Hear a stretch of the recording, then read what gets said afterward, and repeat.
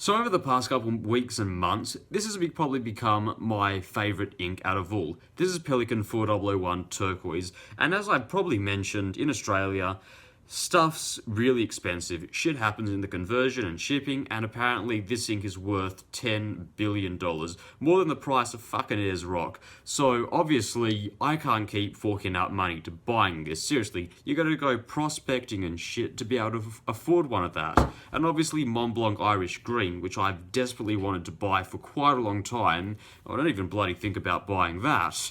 So there's got to be a cheaper option. And obviously I made a video a while back comparing really good ink, really ordinary ink, and really shitty ink. And I came to the conclusion that the really shitty ink, the one that I got from China, was really shitty. The news there was shitty ink is shitty. So I thought, is there another way? So obviously I was being my innovative self. I was in the grocery aisle a couple days ago and I spotted these.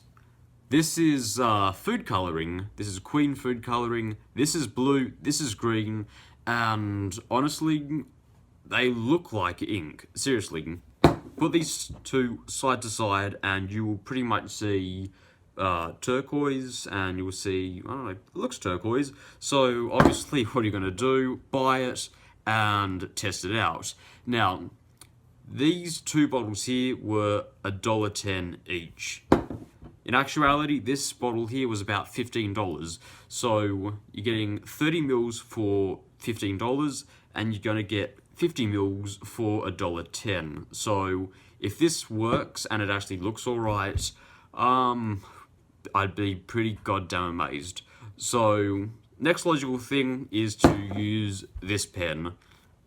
This is the pen that takes all the beatings. This has had wine in it, this has had soy sauce in it, this has had a lot of shit in it. Shit happens, shit gets in it. So, next logical step, ink up this pen and put it to work. So, here's what happened. So the first pen that I inked up was the Bauer with the green food colouring, and I tested it on regular paper as well as Rhodia. So I'm going to talk about the paper test first. Pretty much in the paper test, I tested to see if it would bleed through or anything like that, or if it would dry, to see if it was a complete and utter failure before I ruined, or well, possibly ruined, a piece of Rhodia. And amazingly, this test went through really well. The green came out well, and it pretty much went onto the paper as expected. So in this test, there wasn't all that much shading. It was a very flat colour, and even going over it a few times, it was flat, boring. However, I was actually amazed that it dried really quickly. There was no bleed through whatsoever, and considering when I use other inks in this pen, there's usually a lot of bleed through on regular paper. Another thing that was pretty amazing was there was quite a lot less railroading on this piece of paper, which is really odd considering that I can get this pen to railroad pretty quickly. However, when we switched to Rhodia, it was a slightly different story. Here, there was quite a bit more shading than there was on the copy paper. Why? I'm not exactly sure, but it does seem to pop out quite a lot more. The feed was good, however, there was a little bit more railroading on this one. Why? I'm not exactly sure, but you really do have to push down hard with this pen to get railroading. It's still flat, but there is a little bit more shading. We're comparing it to Montblanc Irish Green. It's lighter and there's not as much shading. It looks like Montblanc Irish Green has a little bit more black to it. However, considering that a bottle of maybe Pelikan 4001 green would cost $14 and this costs $1, hey, that's alright. So the one I'm more excited about is using this. This one looked a lot more true to the Pelikan 4001 in the bottle, and here it's just absolutely blows it out of the water. So when using it on the regular paper here, there isn't as much shading. However, the colours are really on point. It's a bit darker than turquoise, however, it flows well, doesn't railroad, and honestly is so cheap. I actually do like this colour. It's darker than turquoise, however, does it really matter?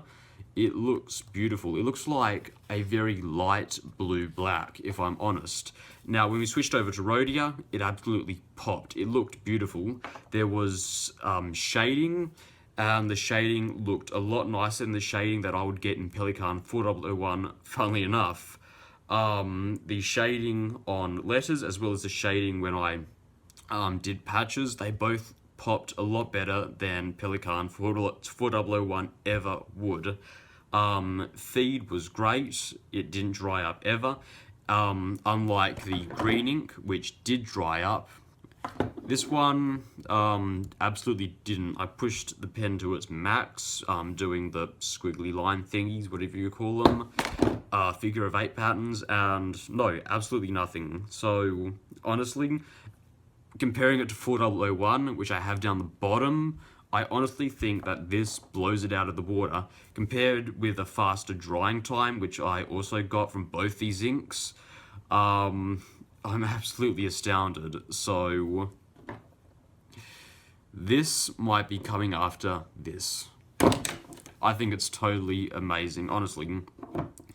What, 1/14 of the price, and you get more. You get more. This is 50 mils, this is 30 mils, honestly. I need to get some more, because unfortunately they were out of, what do you call it? They were out of red. I was wanting to test red against Waterman red, and they didn't have that, so I might have to go get some of that, because that's honestly pretty amazing.